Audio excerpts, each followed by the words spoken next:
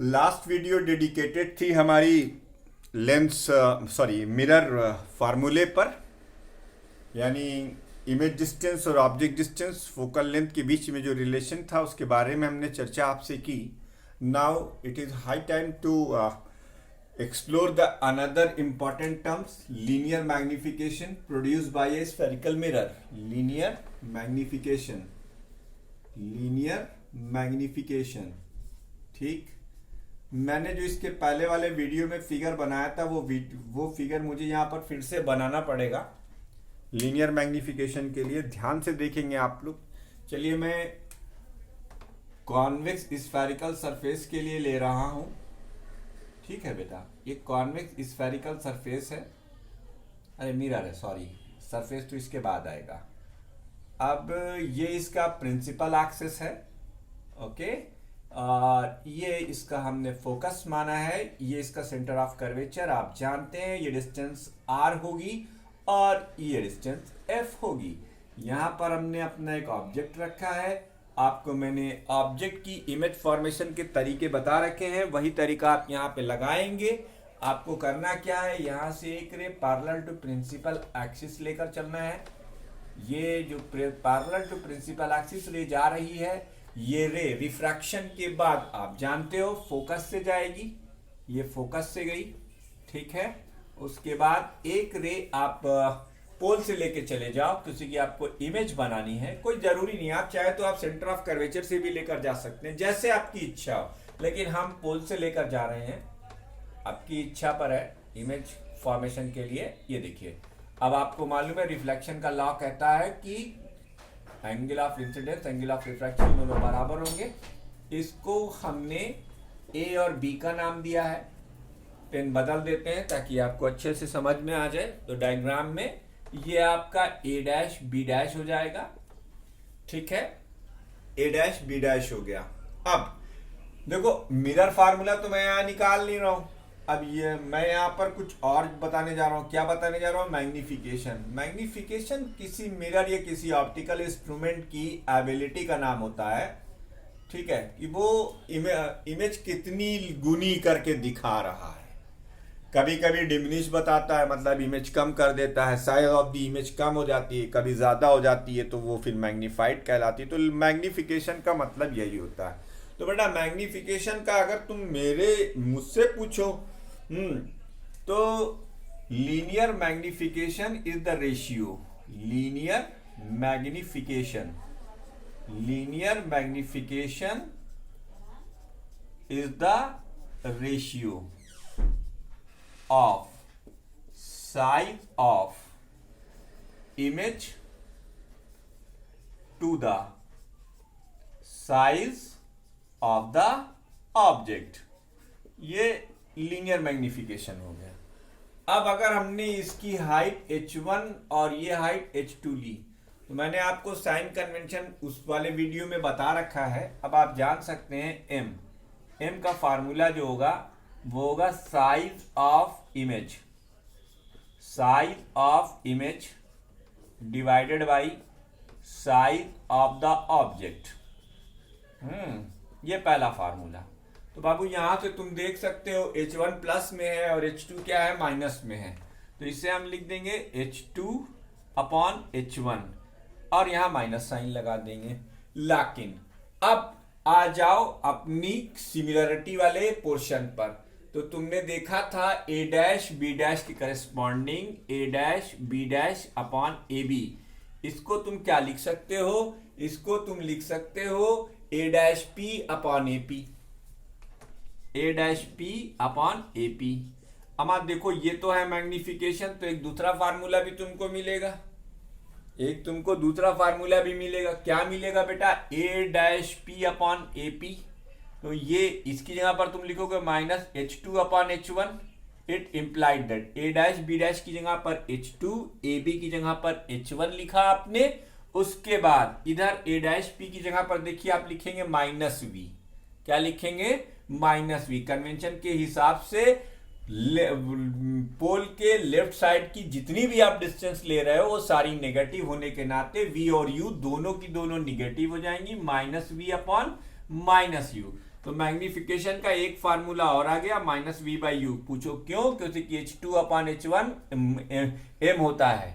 अब ये वाला माइनस जो है क्या करेगा, वो इधर सब्स्टिट्यूट हो जाएगा, तो मैग्निफिकेशन का एक और फार्मूला आ गया। अब अगर m -v/u है तो इससे आप क्या इंफॉर्मेशन पाते हैं? इससे आप minus sign indicate that image is real and inverted. Minus sign indicates that image is real and inverted। Real and inverted, तो ये हुआ मैग्निफिकेशन। अब अगर तुम्हें दिक्कत हो तो हम तुम्हें एक और बता देते हैं। ये तो तुम्हारा लीनियर मैग्निफिकेशन हुआ, कॉनकेव मिरर का केस है ये। अब यही सेम चीज तुम्हें कॉन्वेक्स मिरर में भी दिखाई देगी, बस हम फिगर थोड़ा सा अल्टर करेंगे। तो वीडियो को पॉज करके फटाफट इसे नोट करो। इसके आगे की कथा हम तुम्हें और सुनाते हैं, इसके आगे की कथा। तो बेटा एक मेरा अपना अनुभव कहता है कि लीनियर मैग्निफिकेशन के लिए इन तमाम फार्मूलों से कहीं ज्यादा बेटर पड़ता है। आप ये बात याद रखें कि मैग्निफिकेशन जो होता है वो size of the image upon size of the object होता है। मैग्निफिकेशन का एक clear cut formula, size of the image upon size of the object. अब इसको देखो मैं मिटा रहा हूं, यहां पर एक नया फिगर बना रहा हूं, देखते रहना भाई। अब कहो सर आपने ये सब क्यों नहीं इरेज किया जैसे आप हर बार करते हैं नोट करवा के? नहीं, कुछ वजह है। वजह क्या है वो आपको दिखाता हूं। अब आप ये मान लें आपके पास ये कॉन्वेक्स मिरर है, ठीक है साहब, कॉन्वेक्स मिरर हो गया ये। अब ये इसका पोल है और ये इसका फोकस और ये इसका सेंटर ऑफ कर्वेचर। अपना ऑब्जेक्ट आप कहीं भी रखिए, अपना ऑब्जेक्ट आप कहीं भी रखिए, कोई फर्क नहीं पड़ता। यहां से आप एक रे चलाइए, आपको पता है ये पैरेलल रे है और ये मामला कॉन्वेक्स मिरर का है। तो बाबू यहां से जो रे है वो ऐसे जाएगी, ये देखो यहां से आती हुई दिखाई देगी फोकस से, ठीक है। और एक रे पोल से, देखो हम पोल ही से लेके चलेंगे, हमने तुमसे कह दिया था हम सेंटर ऑफ कर्वेचर वाला चक्कर नहीं पालेंगे, हम पोल से ही लेके चलेंगे। ये देखो ये ऐसे आई तो ये कहां से आती हुई दिखाई देगी? पीछे से आती हुई दिखाई देगी। ये कटा, जब ये कटा तो ये इमेज बनी, ये इमेज है बेटा। तो देखो डिमिनिश्ड इमेज है ए बी की और ए डैश बी डैश, कुछ नहीं बदलेगा। ये H1 हो गया, ये H2 हो गया। अब इस केस में देखो size of image upon size of object, ये पहले इसके नोट कर लेना। अब इसका अगर केस देखोगे तो देखो इसमें क्या आता है, m size of image, size of image upon size of object. तो size of object, size of image क्या है बेटा? H2 है, वो भी प्लस की, और ये क्या है? H1 है प्लस का, ठीक है, बहुत बढ़िया। अब अगर इसी मैग्निफिकेशन के फार्मूले को तुम इस लाइन ऑफ उस पर लेके चले जाओ कि m is equal to a dash b dash, यानी size of the image upon size of the object. तो जैसे इसमें हमने दिखाया था a dash p upon a p, वैसे ही तुम इसमें भी दिखा सकते हो a dash p upon a p, a dash p upon a p, ठीक है बाबू। तो ये तो m तो यहाँ प्लस, ये तो देखो it implied that H2 upon H1 है। a डैश p क्या हो गया?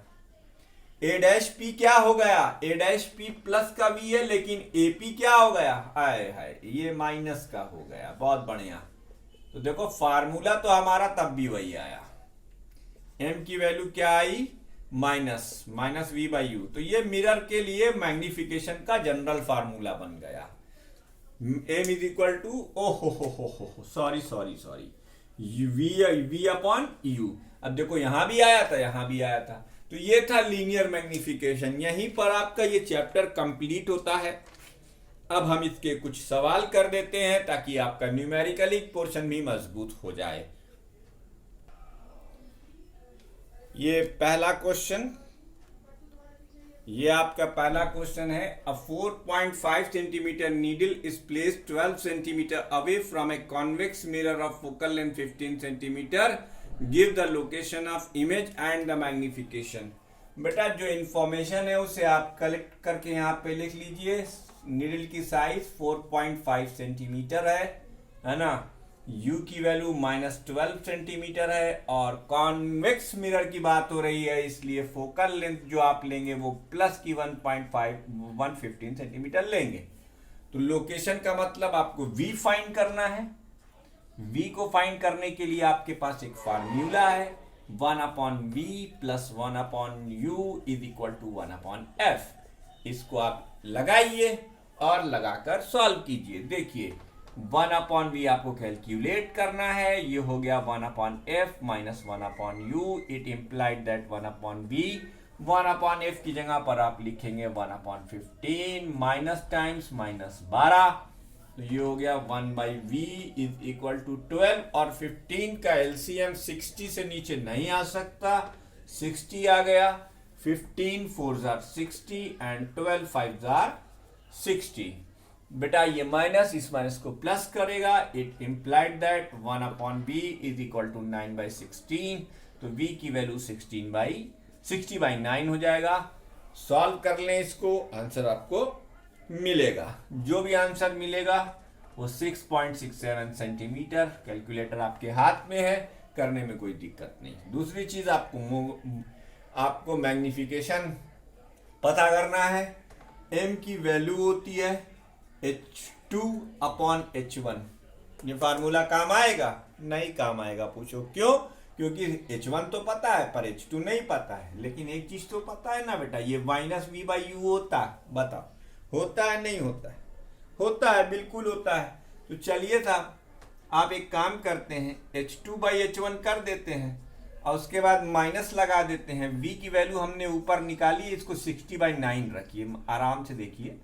और आपका जो U है वो -12 सेंटीमीटर है, इसको ऐसे कर लीजिए, ये -12 आ गया। अब ये माइनस इस माइनस को प्लस कर देगा, ये माइनस इस माइनस को प्लस करेगा, ये 12 पंजे 60 हो जाएगा, 5/9 आ गया मैग्निफिकेशन। M की वैल्यू 5/9। प्लस साइन क्या इंडिकेट करता है? Image is virtual, image is erect virtual, image is erect and virtual, image is erect and virtual. Image erect भी है और वर्चुअल भी है। चलो अगर इमेज की साइज निकालनी है तो H2 की वैल्यू हमें निकालनी है। H1 की वैल्यू हमें पता है 4.5। बेटा ये प्लस की रखी जाएगी क्योंकि किसी की अपवर्ड डायरेक्शन में ही मान के चलेंगे हम। और H2/H1 की वैल्यू आपने यहाँ पे 5/9 कैलकुलेट की है, इसे आप सॉल्व कर सकते हैं। 4.5 2 बार जाएगा, H2 की वैल्यू 2.5 सेंटीमीटर आ। ठीक, तो मैग्निफिकेशन से आपने मैग्निफिकेशन भी निकाल लिया, साइज ऑफ दी इमेज भी निकाल ली, लोकेशन भी निकाल ली। ये एक न्यूमेरिकल आपका हो गया। ऐसे ही न्यूमेरिकल इस पर आते हैं, यही न्यूमेरिकल का वो है। ठीक है, तो इस न्यूमेरिकल के सॉल्यूशन को नोट कर डालिए। हम एक आध क्वेश्चन और करते हैं आपके लिए। इसके सॉल्यूशन को नोट कर डालिए, वीडियो को पॉज करिए और इसको नोट कर डालिए। हम एक आध क्वेश्चन और आपके लिए लिखते हैं और फिर उसे सॉल्व करते हैं। एक और क्वेश्चन आपके व्हाइट बोर्ड पर आपको उभरता हुआ दिख रहा होगा। मैं वीडियो को इसलिए पॉज कर रहा हूं कि क्वेश्चन लिखने में टाइम ना खराब हो, ज्यादा क्वेश्चन हो और वीडियो की लेंथ भी ज्यादा ना हो। An object is placed in front of a concave mirror of radius of curvature 40 cm at a distance of 10 cm. Find the position, nature and magnification of the image. तो सबसे पहला काम हमारा क्या रहता है? सबसे पहला काम हमारा रहता है जो भी इंफॉर्मेशन दी हुई है उन्हें आप कलेक्ट कीजिए। रेडियस ऑफ कर्वेचर दी हुई है बेटा R, इसका 40 सेंटीमीटर होगा। और यहीं से आपको याद होगा, मैंने एक रिलेशन आपको सिखाया था, F = R/2। देखिए फोकल लेंथ निकल आएगी आपकी, F की वैल्यू हो जाएगी -40 डिवाइडेड बाई 2, ये हो जाएगा -20 सेंटीमीटर। फोकल लेंथ आ गई आपकी। अब U की वैल्यू क्या दी हुई है? u की वैल्यू दी हुई है -10 सेंटीमीटर। दो चीजें ही तो चाहिए, फाइंड द पोजीशन, पोजीशन यानी v की वैल्यू फाइंड करनी है।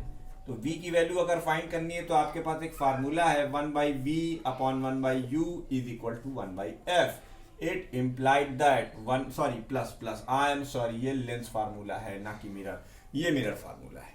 तो 1/v is equal to 1/f minus 1/u।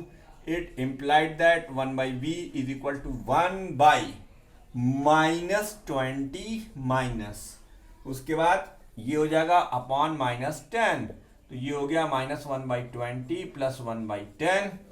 तो आप इसे लिख सकते हो 1/v इज इक्वल टू, बेटा 10 और 20 का एलसीएम तो 20 ही होगा, ये -1 हो जाएगा, ये +2 हो जाएगा, यानी 1/20। It implied that v is equal to 20 centimetre.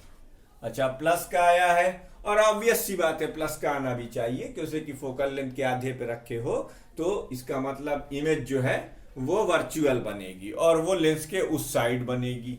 तो v तो तुम्हारा प्लस का 20 सेंटीमीटर आ गया। पोजीशन आपने निकाल ली, अब नेचर पता करना है। नेचर के लिए हमें मैग्निफिकेशन पता होना चाहिए। Size of the image upon size of the object वाले फार्मूले से m की वैल्यू माइनस का v/u, ये फार्मूला तुमको सिखा ही चुका हूं। तो अगर v/u करोगे तो m की वैल्यू यहां पर -v की वैल्यू तो 20 है और u की वैल्यू क्या है बेटा, -10 है।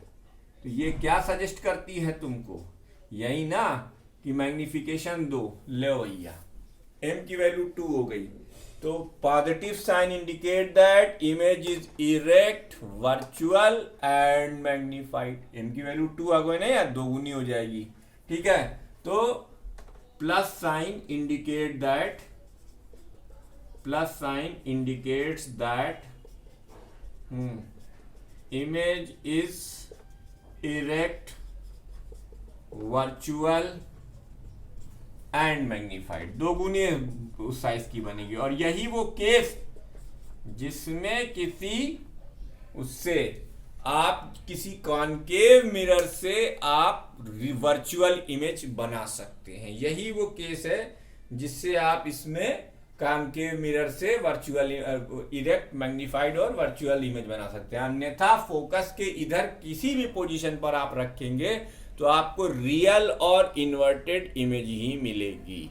ठीक भैया, वीडियो को पॉज करके इसको भी नोट कर लो। अब ऐसे ही तमाम क्वेश्चन हैं इसमें। अब जो भी 9-10 क्वेश्चन तुम्हारी बुक में दिए हुए हैं वो टोटल इसी 2 फार्मूले पे चलने हैं। मैंने दोनों का यूजेज और तरीका बता दिया। पढ़ना आपका काम है, नहीं भी पढ़ना आपका काम है। जो दे उसका भी भला, जो ना दे उसका भी भला। लेते हैं छोटा सा एक ब्रेक, अगली वीडियो में चैप्टर नंबर 15 स्टार्ट करेंगे। ठीक है, नोट कर डालिएगा ये सब कुछ, आपके लिए मैं समय दे रहा हूं। दूसरी बार वीडियो को पॉज करके इसे नोट कर लीजिएगा। धन्यवाद।